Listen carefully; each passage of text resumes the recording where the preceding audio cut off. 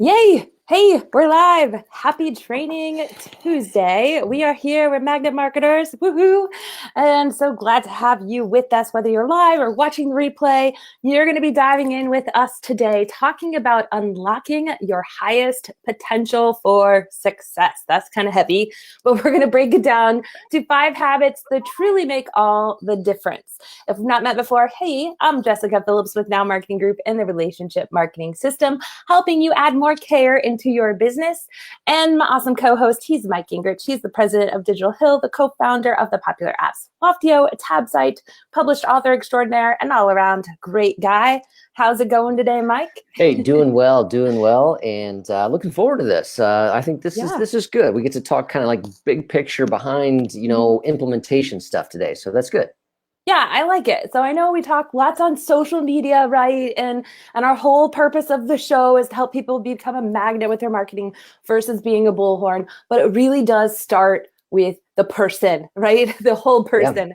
And if social is just that, social media allowing us to be more social online, it really is showing up as our true self. So these are some areas that we can work on as individuals, as teams, as communities in order to show up more authentically online and to really help us gain momentum outside of just what we're doing online in our businesses to make impact for sure.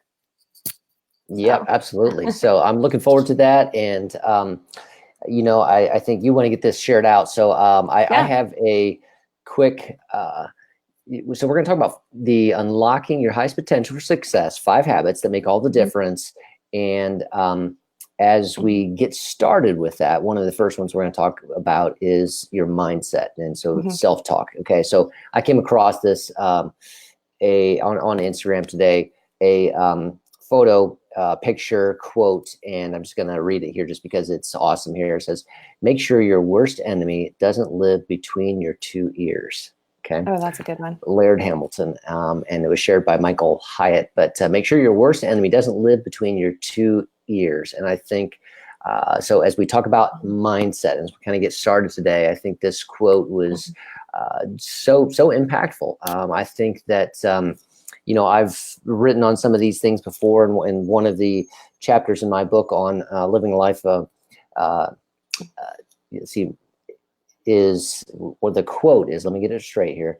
It is that's too often we have too low of a view of ourselves. So that we are our own worst enemy in the sense of limiting, others see us with greater potential than we often see ourselves. And I think, so that's, a chapter that I've put in there in Living a Life of Impact, and making the miles count. And I think that this quote talks about that in a great way, that the limiting factor can be, between your 2 ears, and how we do self-talk. So there's the mindset is a big thing because, number one, we have to kind of say, where do we want to go with life? Kind of, what are our goals, that type of thing. But then number 2, there's that moment by moment breakdown. What am I going to do now? And is this possible? And can I achieve this? And is this doable for me?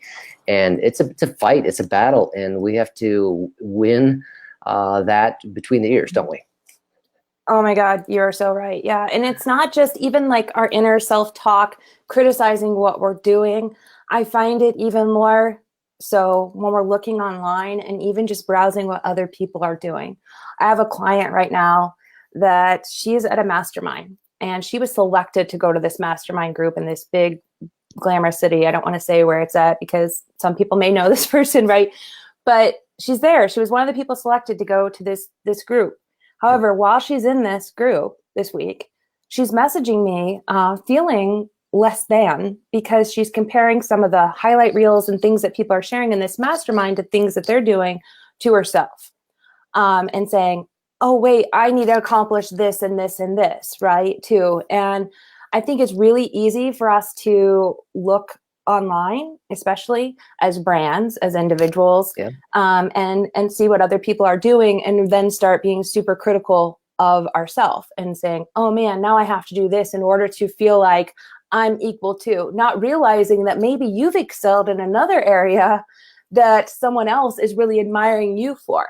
So it really is just setting those things, the inner self-talk that you say to yourself, and even your goals and everything as a business, and saying, here are the things that I stand for, and here's what I know true to myself, and really coming back to that and really being complimentary to yourself so you don't get caught up in that. Because what happens when we start thinking that way or comparing, we almost get this panic freeze mode, and then we try to feel like we have to compensate or catch up to this other person, and we lose sight of what makes us great and where our strengths really are, instead of just kind of going with blinders on, of saying, here's my goals, here's what I know to be true about myself, here's, I know my worth, and where I'm going, and not getting off center of that, and start the comparison game, because that is your worst enemy. Yeah. Yeah. I like that, what you said there, just to know your worth, to be able to be